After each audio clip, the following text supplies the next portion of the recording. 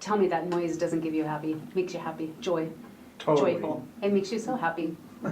Makes you want to go to the gym. Yeah. How about you, Tim? Is that what happens for you, Tim? No. Does it make not you want to at go to all. the gym? Nope. No, doesn't, huh? All right, well, we're in the studio and we are in a silly mood this morning. So awesome. So silly. Awesome. Tim has been the brunt of every joke this morning. Just every conversation. Yes, every conversation, yeah, that's true. All right, so today we are, well, I got myself and Melina here, founders of New Wealth Advisors Club, along with a couple of our leadership with Tim Wilkinson and Oscar Solaris. And today we're putting Marc Weisenberger in the spotlight. And Marc Weisenberger has been a club member and a student and now a leader in our group for how many years, Marc? It's going a little past 6, actually. A little past 6, so quite a while. And actually Oscar and Tim, it was their idea of like, okay, so let's profile a student that's really kind of emulated what it is that we're looking for, right? I mean, day to day. I think I think that Marc emulates not only who we're looking for, but he's one of the most perfect students in terms of, already having success in his life in a whole bunch of different areas. So, when people come to us and they've already had success, I think that there is a tendency or, maybe even a risk of not being coachable, right? You come to a place where you think, oh, I've already had success, and I see this with a lot of people, and then they come to us and they forget that they've chosen like an entirely new career path, right? And so just because you've had success in the past and whatever, anytime you embark on anything new, you have to be open and coachable. So for me, Marc has been the guy who I look at as a very successful person in his own right, yet the most humble, open, and coachable person, which I think is a direct result of the success that he's had. Yeah, I want to give kudos to him because at the end of the day, when we created the idea, right, all these, the seminar education that we had gone to for years, and it's always, it's a seminar. You kind of check the box. You go for the weekend. You go for the 1-800 number, the webinar, those kind of things. You check the box. You're done. Right. Then you're kind of on your Right. own. So when we created, New Wealth Advisors Club, the idea was we knew people couldn't get it right away.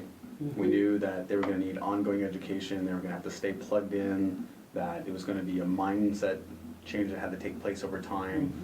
It wasn't a college mentality where, like, I know for me, I went to college, they said you have to take these 40 classes. When you take them, you're done. Right. Right? You get your receipt. Right. And, or your degree, whatever you want to call it. your bill.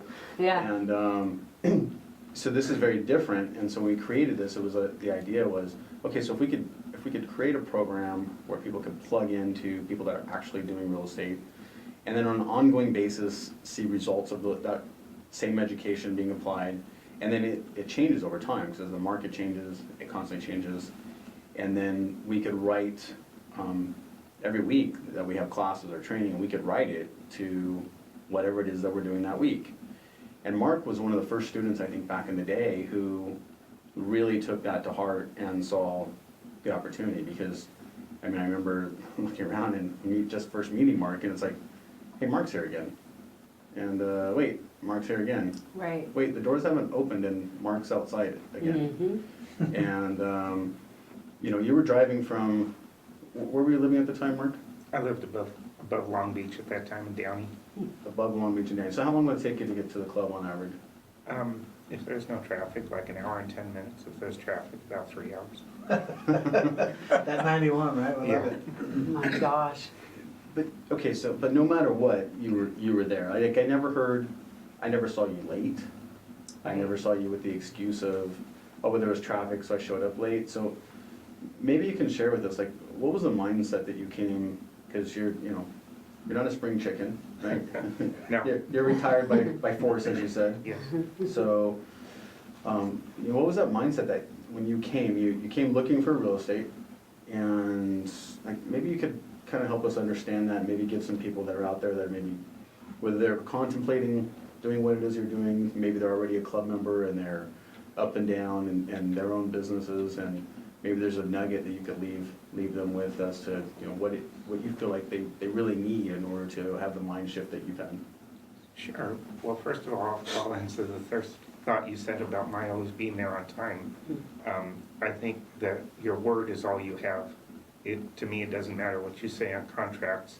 If I give my word, I'm going to fulfill it, or I'll be home dead, one of the two. So that's just me and my thinking. The reason I showed up all the time was because in my life, it's always played out that knowledge isn't the end all. In fact, my last business I spent a lot of time with a person who mentored me in that business for free, actually volunteering my time probably for maybe 6 years before I ever started building a business in that technical arena that I was in. And that business for me was very profitable. So I looked at real estate and the club that you and Melina built, and the environment and the way that you teach and train and mentor other people in the same way. So I knew that if I just showed up for a long time, that eventually that would pay off and help me fulfill my objectives in life. Interesting. Well, imagine that. Yeah, willing to put in the work and the dedication and the effort and. Yeah, it's like, how do you bottle that? How do you, can we just take those words and put them in a bottle, shake it up, and like, I feel like I want to spray it on every person that ever comes around.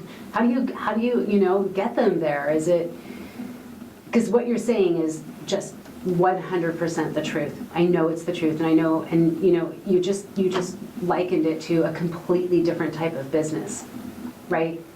Yeah, but that played out in my past life all the time. So when I came to New Wealth, and you know, it takes a while, first of all, to understand what's going on and to look around, and then to set your future plans on what you now are learning and are going to learn and know. So it's always played out well, that mindset of, okay, just show up first and shut up and learn, and then follow the path that's laid out. So in your very first podcast, Melina, you said you teach 2 people and they teach 2, and so on and so on. And so I believe you stuck me. You gave me Tim as a coach in the very beginning. And that was a great thing. And I learned a lot from Tim. But Tim was in the middle of his growth period too. Right. And so actually where he hadn't grown yet, I learned a lot watching him grow. And so in a way, very shortly after that, I started going out and just being around other students and practicing the same thing that Tim was practicing on me. Yeah, that's so good, because one of the things I say to students all the time is, and it's something I think that's missed, and possibly Dave and I haven't spoken about it a lot or shared what our vision was from the very beginning. I think we did in the beginning, and then we maybe didn't, you know, push it as much or maybe share it as much. But our goal has always been for the student to become the coach, because that's really what happened for us. We were the student, and then at some point we became the coach. And so people would always say, well, you know, what do I have to do to be a coach? And I would always say, do the things that coaches do. Just act like a coach. Like, you don't have to have the title to become a coach. And so just do the things that, you know, coaches do, which is exactly what you just said you did. Yeah, and I believe also that since it goes down, so you and Dave have mentored Tim and also Oscar, and I get to see both of those 2 people now and learn from them. And it's not just knowledge you're learning. You can sit in class all day long and learn everything you teach back to back, and like Dave says, you can get up there and teach it, Right. but it really has no value, because when you teach, Melina, you have application behind what you taught. You're teaching from experience and not from a book. Until you can learn the information and then have that kind of mindset where you're teaching from applying the knowledge, not just teaching from a book, then you become a very fluent teacher and you benefit others in that teaching. when you when you look at Marc's history, right, we always laugh because, you know, while Marc doesn't have perfect attendance, he has the next to perfect attendance I think you could possibly get. And when we say perfect attendance, those of you who are listening, we have, you know, we have monthly meetings, we have various trainings that go on as a club membership, and then inside of our partner curriculum, we have classes that are also offered in the club that are not part of that membership, but they're something that, as people want to run a business like Marc's talking about, that we allow people to look at it and ultimately take. And if they ever choose to invest in those classes, we allow those classes to be there indefinitely for them, so long as they're a club member. Right. So when Marc's sitting here for 6 years saying he's a club member, he's never paid for those classes more than once, and that was a really big deal for us in the beginning. Was we don't want people to pay for classes over and over and over and over again, because you can only pay for so much classes, right? But Right. if we can teach people to find real estate and then have the ability to have people in the club with resources that can go close that real estate, then more money can be made off that real estate transaction than they ever could paying for more seminars or classes.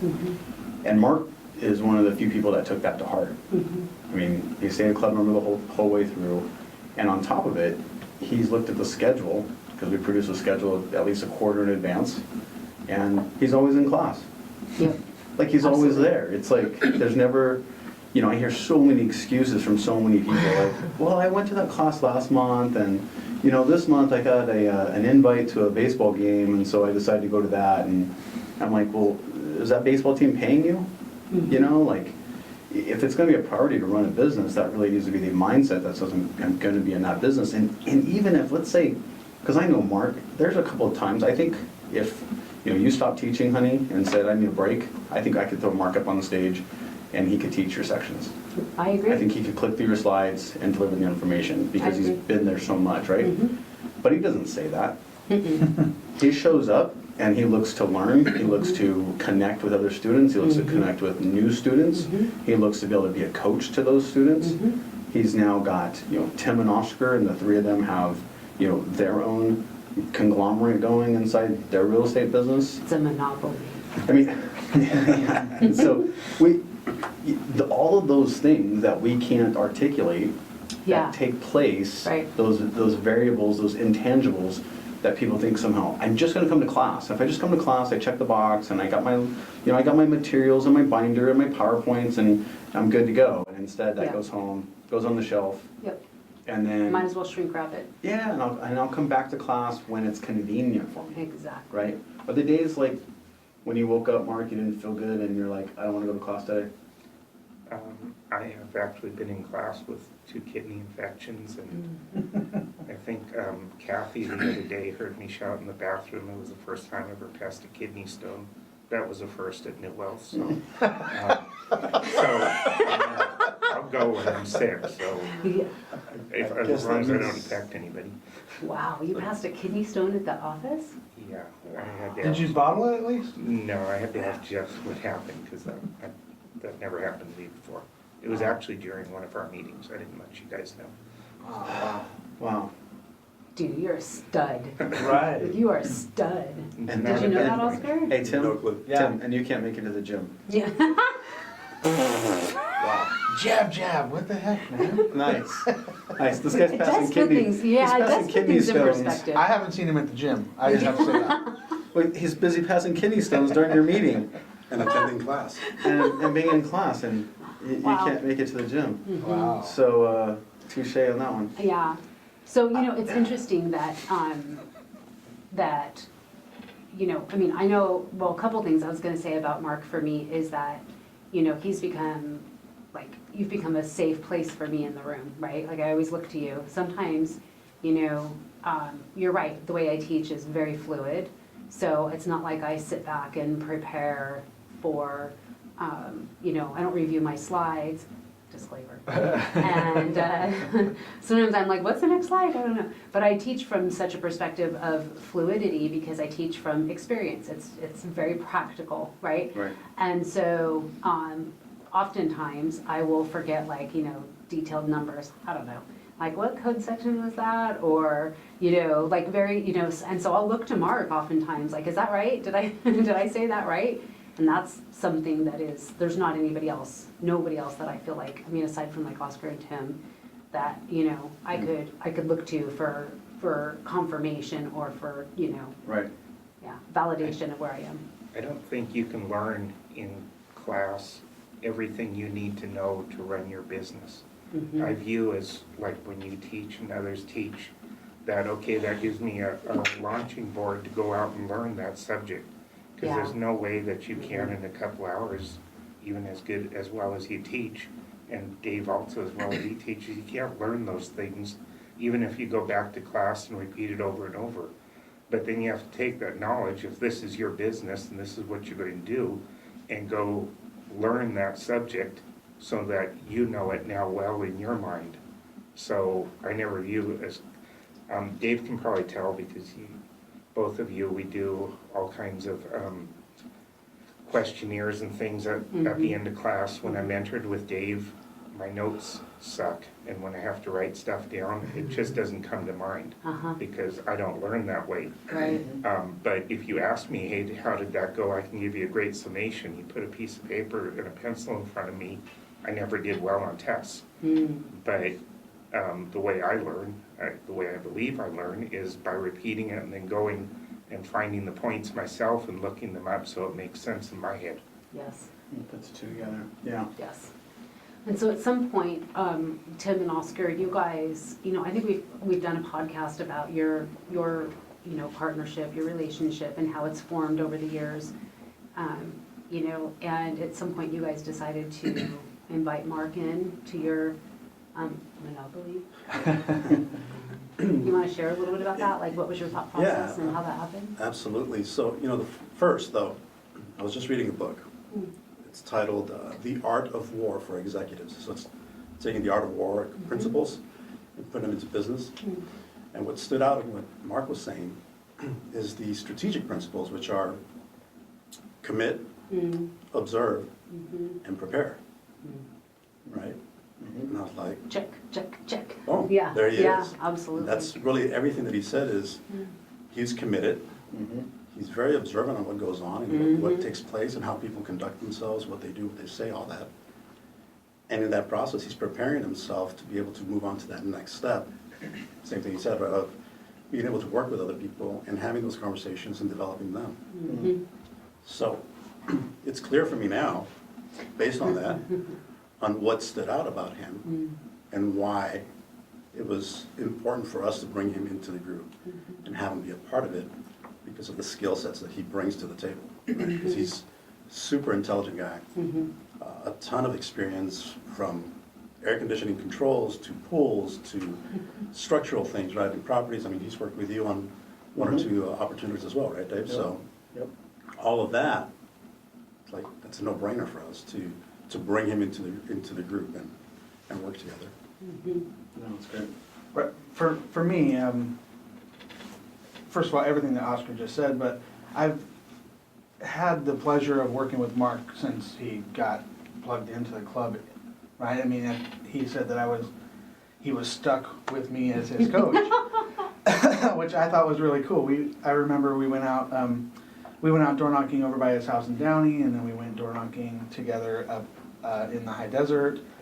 And in those initial first couple meetings, we would always go to dinner or something after and just kind of hang out. And I learned so much about Marc just at the beginning, and I've learned so much more about him over the last 6 years. But what I really got from Marc, and he'll never say things like this about himself, but in my mind, Marc had things that I needed work in.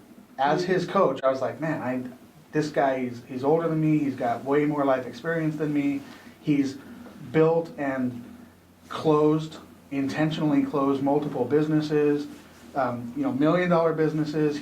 This guy has done business. And for me, I came from a W-2 job, I came from a job, and I learned, as I was coming through, I thought, okay, I need to learn real estate. Well, real estate as it was really simple for me to pick up. Like, real estate was simple. I picked that up really quick, but then what I learned was that I need to learn how to communicate with people, and in doing that I realized, like, I need to learn how to run a business. And Mark had both of those. In my mind, Mark is somebody who I look up to in learning how to communicate. Like, he has a way of communicating with him that sometimes our style, like my style of communicating is not the same as his, but I can definitely pick skills that he uses, like the way he communicates. I've taken some stuff from Mark as well. And then, of course, the way he runs his life and the way he has run business. I mean, the guy has taught me, in my mind, way more than I've ever taught him. And when the opportunity for Oscar and I to really build a team and to look to like weaknesses, I looked to Mark and said, he's definitely got weaknesses that I have. I don't know yet if he has weaknesses that Oscar had, but he was a huge asset for me.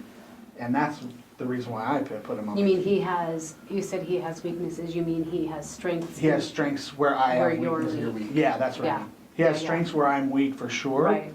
And in specifically in running a business, quote, you know, I like when it comes down to it, I think we have great conversations. We'll go out to dinner and have really great conversations, and we talk about different real estate transactions, which I feel very confident in, and I can educate Mark easily. Sure. But then we'll have conversations about how to run a business, and I have no idea how to run a business. I mean, inside of this team, I find myself like kind of feel like the blind leading the blind sometimes, and then I'll talk to Mark and he'll give me some insight about things that he's done in the past and businesses that over the years, I mean, that he's built up to $1 million businesses and then decided, I'm gonna shut this business down. And, you know, again, I mean, I'll let Mark share more if he wants to, but he will never tell people that he has done these things. Right.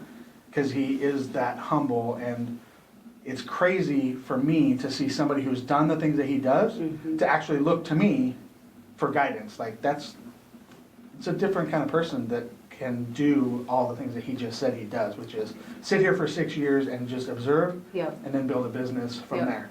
Yep, I agree 100%. Yeah, I think that's great. How do you feel right now, Mark? Do you feel like, do you know we're all talking about you? What does that feel like? That's okay. Everybody talks about everybody's get used to it in their life. So,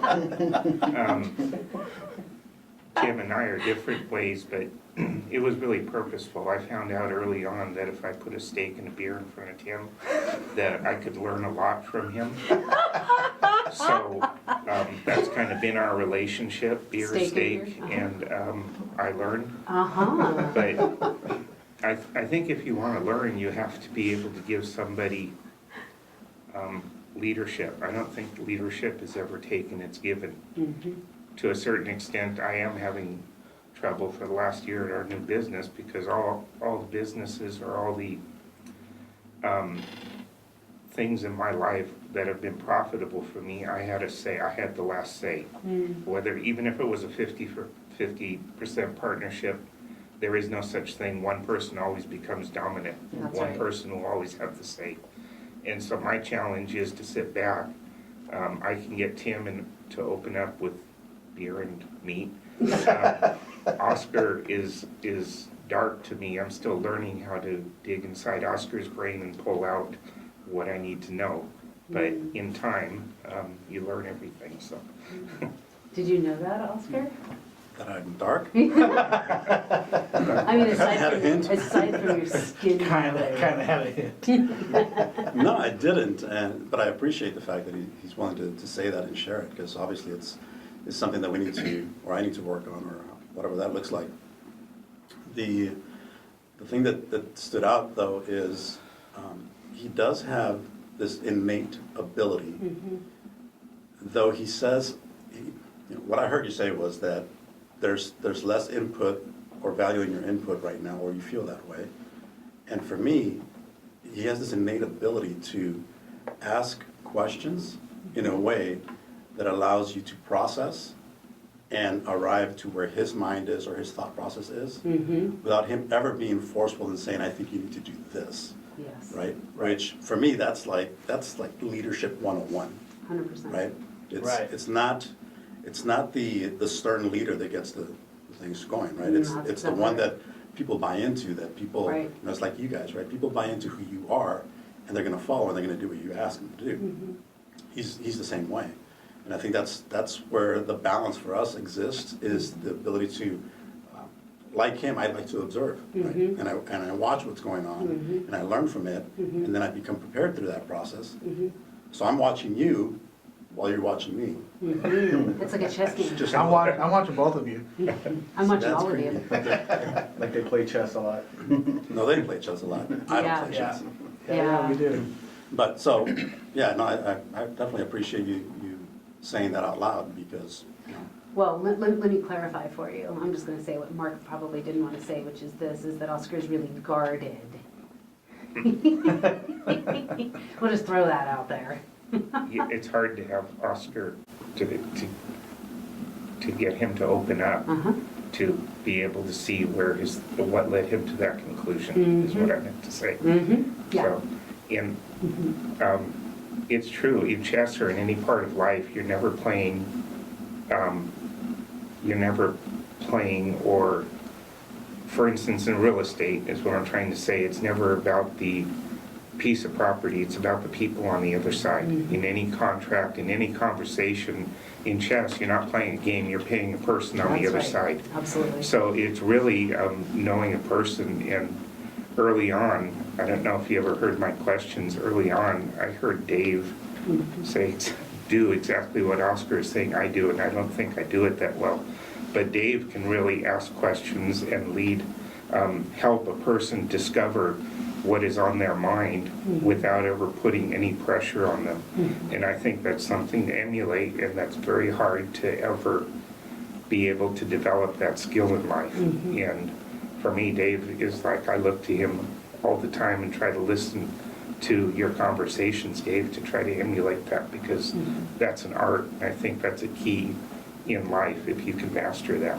Yeah, Well, thank you. Well, I agree. as we wrap up here, Mark, because you are one of the longest standing students with the highest attendance and always committed, if you could leave a little nugget at the end of this for whether this is a person that's listening to our podcast for the very first time, considering this club, or even the club member that's in there now, maybe they just joined, or the club member that's, you know, been here for a few years and consistently struggles. Like, what's something some piece of advice that you would give them that they could take away from and really ponder upon as we close this podcast? Make a decision that this is going to be your business, and work and do anything it takes to make it your business and make it profitable. And that includes going to class, learning outside of class, learning yourself, learning what changes you need to make in yourself to make this a business that will last you for a lifetime. Interesting. Well, you know, that leads me to a very good conclusion, because next week we're going to be talking about our mastermind meetings. And I know you've participated in those mastermind meetings, correct? I don't feel like he's missed one. I have just a couple. Have you? Oh, Yeah. okay. So But just a couple he's there eyeballs. way more. So next week, we're going to be talking about the mastermind and the mastermind personal development meetings that we have going on inside the club. So definitely stay tuned, and I think that's a very powerful one. And as we're heading toward the end of the year, I know that we're revamping and getting ready for 2018 and what that's going to look like. So stay tuned, and we'll catch up with you guys in a couple weeks. So with that, Boswell's flipping off. flipping out. Flipping something. Flipping off of here. Ow! No one in particular. Bye-bye. Cool.